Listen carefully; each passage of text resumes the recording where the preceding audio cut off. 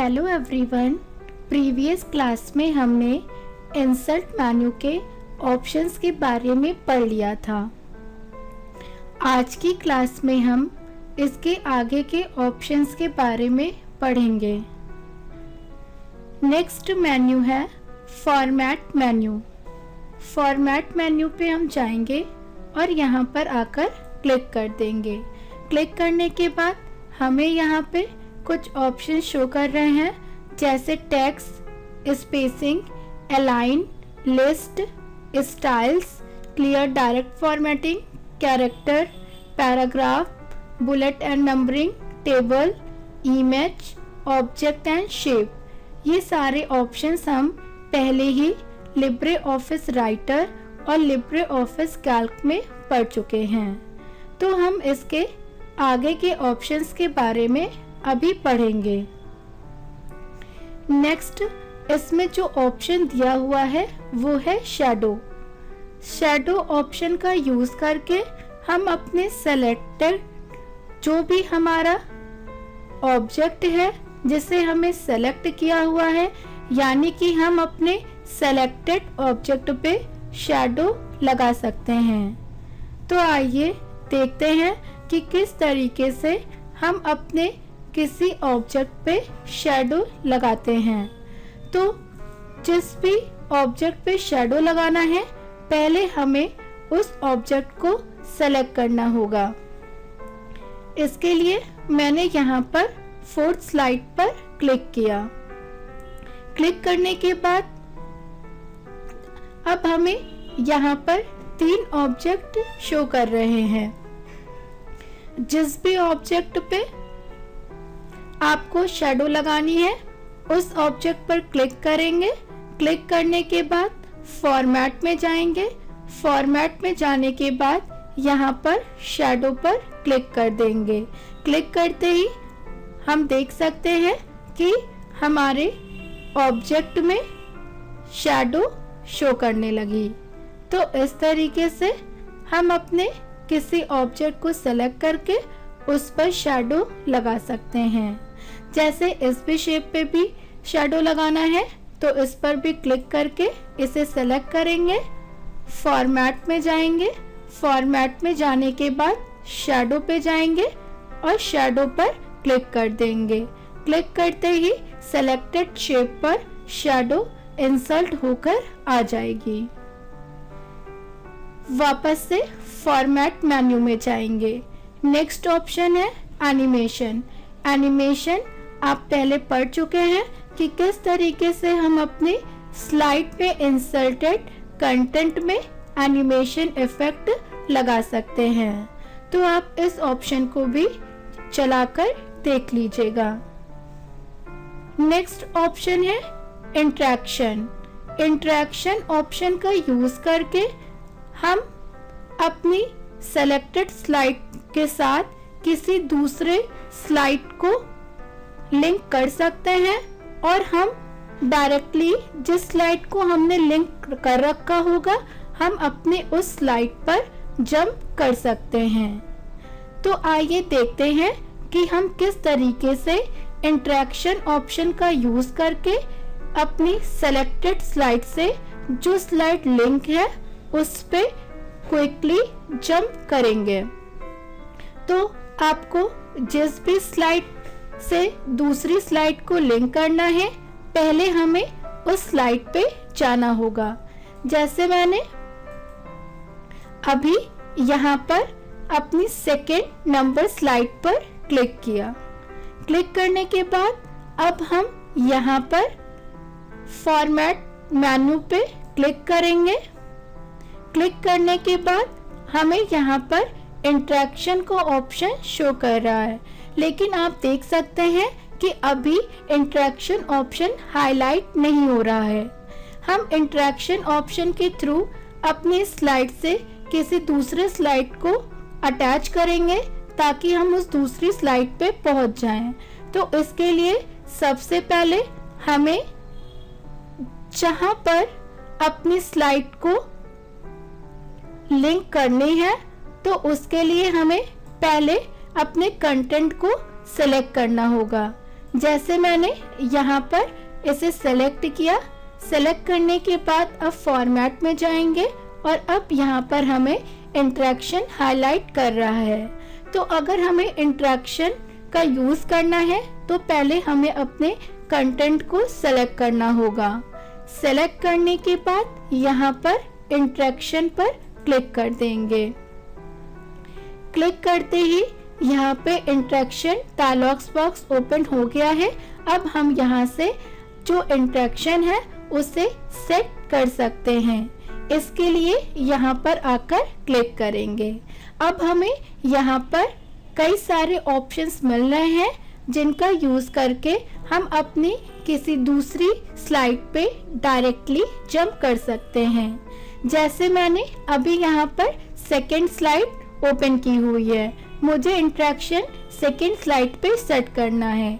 अब यहाँ पे ऑप्शन मिल रहा है गो टू प्रीवियस स्लाइड।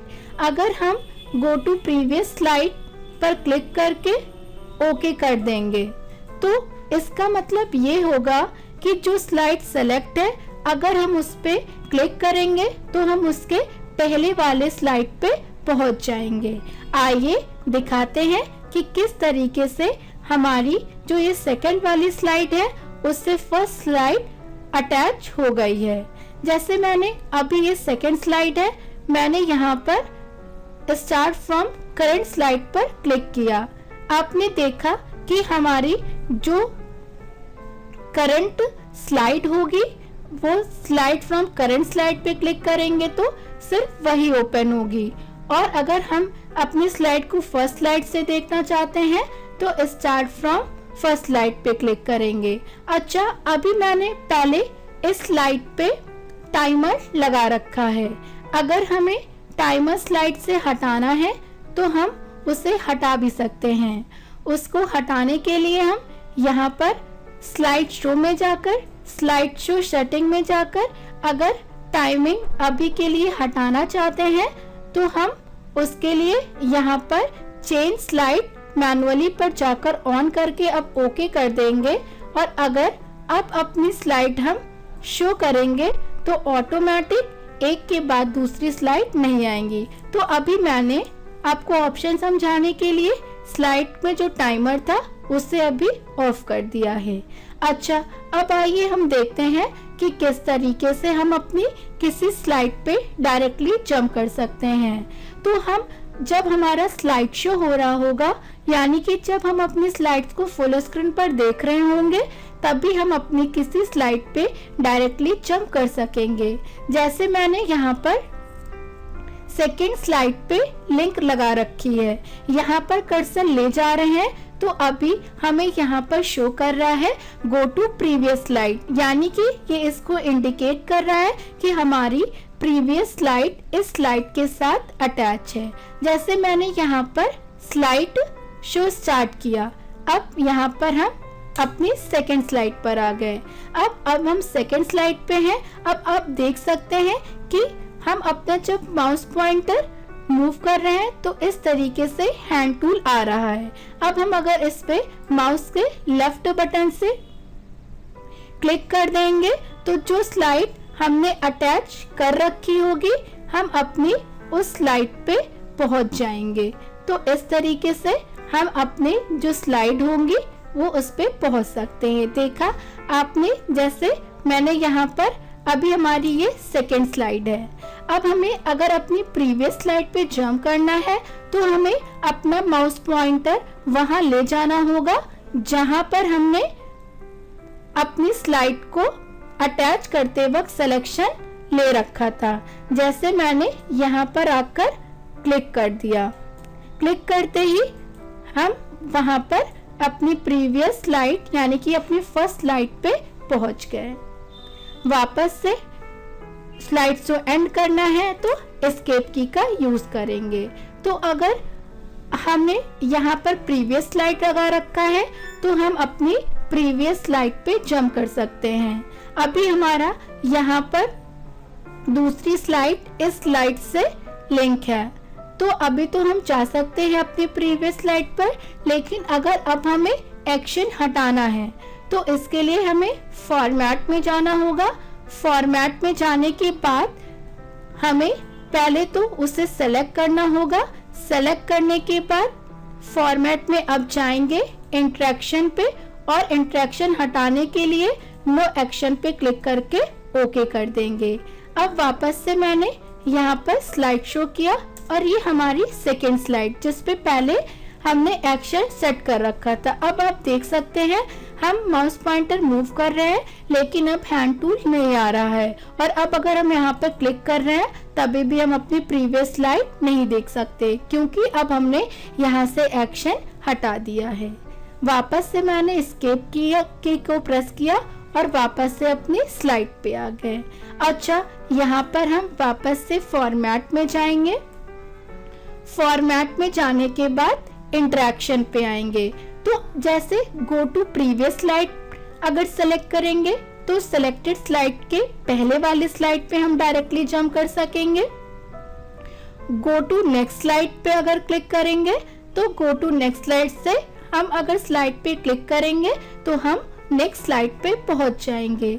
और गो टू फर्स्ट स्लाइड का अगर हम यूज करेंगे तो गो टू फर्स्ट स्लाइड से हम हमारी जो फर्स्ट स्लाइड होगी डायरेक्टली हम उस पे पहुंच जाएंगे। इसी तरीके से गो टू लास्ट स्लाइड करेंगे तो डायरेक्टली लास्ट स्लाइड पे हम जंप कर सकते हैं। जैसे अभी हम यहाँ पर अपने फर्स्ट स्लाइड पर आ गए और एक्शन सेट करने के लिए पहले सेलेक्ट करेंगे कंटेंट को, ऑप्शन में जाएंगे और इंटरेक्शन पे आएंगे। अब यहाँ पर आने के बाद जैसे मैंने यहाँ पर go to last slide set कर दिया और ओके पर आकर क्लिक कर देंगे। अब हम F5 वापस से अपने स्लाइड शो ऑन कर लिया। अब अगर हम यहाँ पे आएंगे वापस से हमें हैंड टूल शो कर रहा है। माउस के लेफ्ट बटन से जैसे ही क्लिक किया वैसे ही हमें अब यहाँ पर लास्ट स्लाइड जो थी उस पर हम पहुंच गए। तो इस तरीके से हम अपनी किसी सेलेक्टेड स्लाइड से किसी दूसरी स्लाइड का एक्शन सेट करके डायरेक्टली उस स्लाइड पर पहुंच सकते हैं। वापस से मैंने एस्केप की प्रेस किया और स्लाइड शो एंड हो गया। नेक्स्ट, इससे भी अगर हमें एक्शन हटाना है तो स्लाइड पे जाएंगे, जिस स्लाइड पर एक्शन सेट कर रखा है सिलेक्शन लेंगे। सिलेक्शन लेने के बाद फॉर्मेट में जाएंगे। फॉर्मेट में जाने के बाद इंटरेक्शन में आएंगे और इंटरेक्शन में आने के बाद यहाँ पर नो एक्शन पर क्लिक करके ओके कर देंगे। तो यहाँ से भी हमारा अब जो एक्शन था वो रिमूव हो गया। हमें यहाँ पर फॉर्मेट में और भी कई सारे इंटरेक्शन में ऑप्शन दे रखे हैं। जैसे गो टू डॉक्यूमेंट पे क्लिक करेंगे तो हम यहाँ से ब्राउज पे जाके किसी डॉक्यूमेंट को सेट कर लेंगे। तो अगर हम अपनी उस सेलेक्टेड स्लाइड पे क्लिक करेंगे तो जो डॉक्यूमेंट हमने अटैच कर रखा होगा डायरेक्टली हम उस पे पहुंच जाएंगे। फिर यहाँ पर आएंगे और हमें यहाँ पर ऑप्शन मिल रहा है गो टू पेज और ऑब्जेक्ट। इस पे क्लिक करेंगे तो एक साथ ही हमने जितनी भी स्लाइड्स ले रखी होंगी सारी स्लाइड्स हमें यहाँ पर शो करेंगी। अब आपको जिस भी स्लाइड के साथ एक्शन सेट करना है वो कर सकते हैं। जैसे अभी मैं फर्स्ट स्लाइड पे हूँ, मैंने यहाँ पर स्लाइड 4 को सेलेक्ट किया। सेलेक्ट करने के बाद ओके कर देंगे और अगर अब हम यहाँ पर स्लाइड शो करेंगे और आने के बाद उस पे क्लिक करेंगे तो जो स्लाइड सेलेक्ट की थी डायरेक्टली हम उसी स्लाइड पे पहुंच जाएंगे। तो हम इंटरेक्शन का यूज करके अपनी सेलेक्टेड स्लाइड पर किसी दूसरी स्लाइड को लिंक कर सकते हैं और उस सेलेक्टेड स्लाइड पर क्लिक करते ही हम डायरेक्टली जो स्लाइड लिंक कर रखी होगी हम उस पे पहुंच जाएंगे। वापस से हम यहाँ पर इंटरेक्शन पे आएंगे और इंटरेक्शन में और भी ऑप्शन मिल रहे हैं। जैसे एग्जिट प्रेजेंटेशन, अगर एग्जिट प्रेजेंटेशन कर देंगे तो जो हमारा स्लाइड शो है वो एंड हो जाएगा। जैसे अभी मैंने यहाँ पर एग्जिट प्रेजेंटेशन पे क्लिक किया और यहाँ पर ओके पर अब F5 किया। F5 करने के बाद इस पे क्लिक करते ही हमारा स्लाइड शो एंड हो गया। तो आप इस तरीके से इंटरेक्शन भी अपनी स्लाइड्स पे अप्लाई कर सकते हैं। और अब हम देखेंगे फॉर्मेट मेन्यू में हमें जो नेक्स्ट ऑप्शन दे रखा है वो है डिस्ट्रीब्यूशन। डिस्ट्रीब्यूशन ऑप्शन का यूज करके हम अपने शेप की पोजीशन को डिस्ट्रीब्यूट कर सकते हैं। ये हमारा ऑप्शन मल्टीपल शेप के साथ चलेगा। तो आइए देखते हैं कि किस तरीके से हम लोग डिस्ट्रीब्यूशन ऑप्शन का यूज करते हैं। इसके लिए मैंने एक न्यू स्लाइड ली। स्लाइड लेने के बाद यहाँ पर आकर कुछ शेप पहले इंसर्ट कर लेंगे।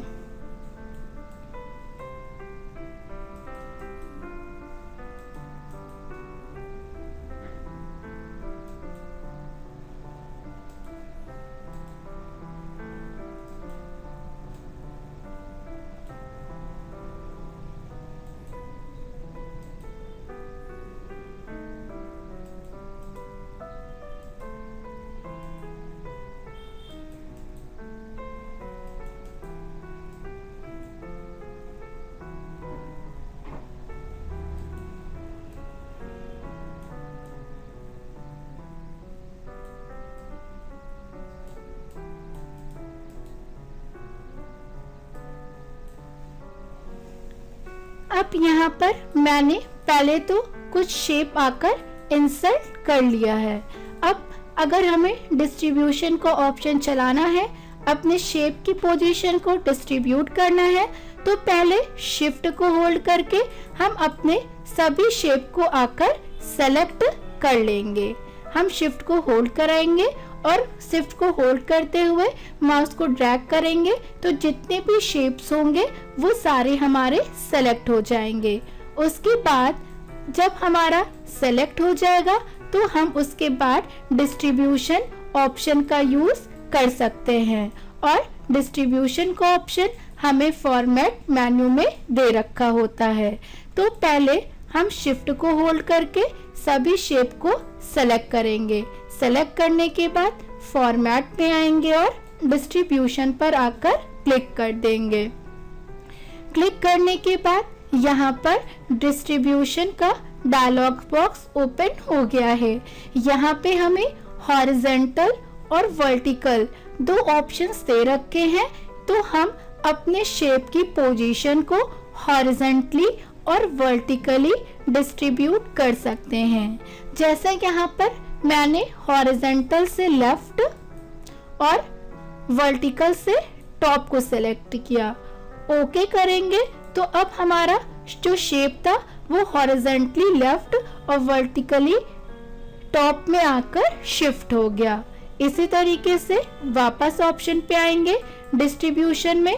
अब जैसे मैंने यहाँ पर हॉरिजॉन्टल से सेंटर और वर्टिकल से सेंटर पर क्लिक किया और ओके कर देंगे, तो अब हमारा जो शेप था हॉरिजॉन्टल और वर्टिकल के सेंटर में उसने अपनी पोजीशन को शिफ्ट किया। नेक्स्ट हम फॉर्मेट में आएंगे। आने के बाद वापस से डिस्ट्रीब्यूशन पे जाएंगे। यहाँ पे हमें स्पेसिंग मिल रही है। जैसे मैंने यहाँ पर हॉरिजॉन्टल स्पेसिंग को ऑन किया। ऑन करने के बाद यहाँ पर ओके पे क्लिक करेंगे तो हमारा यहाँ पर जो शेप था उसने हॉरिजॉन्टल से अपने जो स्पेसिंग थी उसे शिफ्ट कर लिया। तो इस तरीके से हम लोग फॉर्मेट में जाते हैं, डिस्ट्रीब्यूशन में जाते हैं और अपने शेप की पोजीशन को आप हॉरिजॉन्टली या वर्टिकली जिस पोजीशन में भी शिफ्ट करना चाहते हैं शिफ्ट कर सकते हैं। जैसे मैंने यहाँ पे horizontal right vertical bottom select किया और ओके पे क्लिक किया तो उस अकॉर्डिंग हमारे शेप की पोजीशन चेंज हो जाएगी। तो फॉर्मेट में हमें जो डिस्ट्रीब्यूट के ऑप्शंस दे रखे हैं, हम इन ऑप्शंस के अकॉर्डिंग ही अपने शेप की पोजीशन को डिस्ट्रीब्यूट कर सकते हैं। और यहाँ पर फॉर्मेट मेन्यू में जो ऑप्शंस दे रखे हैं वो आप पहले भी लिब्रे ऑफिस राइटर और कैल्क में पढ़ चुके हैं, तो आप इन ऑप्शंस को भी चलाकर देख लीजिएगा। अब हम आगे नेक्स्ट मेन्यू के ऑप्शंस के बारे में पढ़ेंगे। जो नेक्स्ट हमारा वो है यहाँ पर स्लाइड मेन्यू। तो स्लाइड मेन्यू में यहाँ पर जो फर्स्ट ऑप्शन दे रखा है वो है new slide. New slide option पर क्लिक करके हम अपनी प्रेजेंटेशन में एक न्यू स्लाइड ऐड कर सकते हैं। हमारी जो स्लाइड सेलेक्ट होती है, जैसे मैंने अभी यहाँ पर सेकंड नंबर स्लाइड सेलेक्ट कर रखी है, और अब अगर स्लाइड पे आएंगे और न्यू स्लाइड पर क्लिक करेंगे तो सेलेक्टेड स्लाइड के जस्ट बाद में आकर वो एक न्यू स्लाइड ऐड हो जाएगी। और अगर हमें न्यू स्लाइड शॉर्टकट से लेनी है तो हम शॉर्टकट Ctrl+M का यूज करके भी अपनी प्रेजेंटेशन में एक न्यू स्लाइड ऐड कर सकते हैं। नेक्स्ट वापस से स्लाइड में आएंगे। स्लाइड में नेक्स्ट ऑप्शन हमें दे रखा है insert slide from file. Insert slide from file का यूज करके हम अपनी करंट प्रेजेंटेशन में किसी दूसरी फाइल का वर्क अपनी स्लाइड में ऐड कर सकते हैं।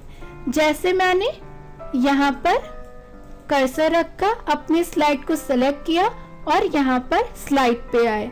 स्लाइड पे आने के बाद इंसर्ट स्लाइड फ्रॉम पर क्लिक करेंगे। क्लिक करने के बाद यहाँ पर मैंने डॉक्यूमेंट्स में क्लिक किया। अब यहाँ पे हमें सारी फाइल्स शो कर रही हैं, तो आपको अपनी जिस भी फाइल का काम स्लाइड में ऐड करना है तो आप उसे ऐड कर सकते हैं। जैसे मैंने यहाँ पर एच एजुकेशन के नेम से एक पावर पॉइंट की फाइल बनी हुई है, उसे सेलेक्ट किया। सेलेक्ट करने के बाद यहाँ पर ओपन पर आकर क्लिक किया। ओपन पे आने के क्लिक करने के बाद अगर हम ओके पर आकर क्लिक कर देंगे तो जो स्लाइड हमने यहाँ से ले रखी होगी वो स्लाइड आकर हमारी इस करंट स्लाइड में आकर ऐड हो जाएंगी। तो आइए देखते हैं कि किस तरीके से किसी दूसरी फाइल के काम को हम अपनी प्रेजेंटेशन में एज अ स्लाइड ऐड कर सकते हैं। तो उसके लिए स्लाइड में जाएंगे, इंसर्ट स्लाइड फ्रॉम पे जाएंगे। अब जहां भी आपकी वो फाइल है, वो फाइल को, जो फाइल आपको अपनी चाहिए, यहाँ से आकर ले लेंगे। तो आपको यहाँ पर कई सारी फाइल्स मिल जाएंगी जो भी आपके सिस्टम में होंगी। तो जो स्लाइड लेनी है वो आप यहाँ से सेलेक्ट कर सकते हैं। तो आपको जो भी स्लाइड लेनी हो, जैसे मैंने यहाँ पर इस स्लाइड को सेलेक्ट किया। सेलेक्ट करने के बाद इस फाइल को ओपन पे आके क्लिक कर देंगे। क्लिक करने के बाद यहाँ पर ओके पे आएंगे, क्लिक कर देंगे। क्लिक करते ही जो हमारा काम उस फाइल में था वो काम हमारा आकर इस स्लाइड में इंसर्ट हो गया। तो हम अगर इंसर्ट स्लाइड फ्रॉम फाइल पे क्लिक करते हैं तो हम किसी दूसरे भी सॉफ्टवेयर में अगर हमने कोई काम कर रखा है तो उस काम को हम अपने इम्प्रेस की स्लाइड में ऐड करा सकते हैं। नेक्स्ट यहाँ पे ऑप्शन है duplicate slide. Duplicate slide option का यूज करके हम सेलेक्टेड स्लाइड की डुप्लीकेट स्लाइड इंसर्ट कर सकते हैं। जैसे मैंने यहाँ पर 5th नंबर स्लाइड पर क्लिक किया और अब यहाँ पर आ गए स्लाइड पे। स्लाइड के पे जाने के बाद यहाँ पर डुप्लीकेट स्लाइड पर क्लिक करेंगे। क्लिक करते ही हमारी जो 5th वाली सेलेक्टेड स्लाइड थी उसकी एक और डुप्लीकेट स्लाइड हमें मिल गई। नेक्स्ट वापस से हम स्लाइड में आएंगे। यहाँ पे हमें ऑप्शन शो कर रहा है delete slide. Delete slide option का यूज करके हम अपनी सेलेक्टेड स्लाइड को डिलीट कर सकते हैं। जैसे मैंने यहाँ पे 3rd स्लाइड पर क्लिक किया। क्लिक करने के बाद स्लाइड पे आएंगे और डिलीट स्लाइड पे क्लिक कर देंगे। क्लिक करते ही हमारी वो स्लाइड डिलीट हो गई। तो आपको जो भी स्लाइड डिलीट करनी है पहले उसे सेलेक्ट करेंगे। सेलेक्ट करने के बाद डिलीट स्लाइड पर आकर क्लिक कर देंगे। क्लिक करते ही हमारी वो स्लाइड डिलीट हो जाएगी। तो न्यू स्लाइड से हम अपने प्रेजेंटेशन में एक न्यू स्लाइड ऐड करा सकते हैं। इंसर्ट स्लाइड फ्रॉम फाइल से हम अपनी किसी फाइल के वर्क को अपनी स्लाइड में ऐड कर सकते हैं। डुप्लीकेट स्लाइड से सेलेक्टेड स्लाइड की डुप्लीकेट स्लाइड ले सकते हैं और डिलीट स्लाइड से सेलेक्टेड स्लाइड को डिलीट कर सकते हैं। अब हमारे जो इसके आगे के ऑप्शन दे रखे हैं उनको हम नेक्स्ट क्लास में पढ़ेंगे।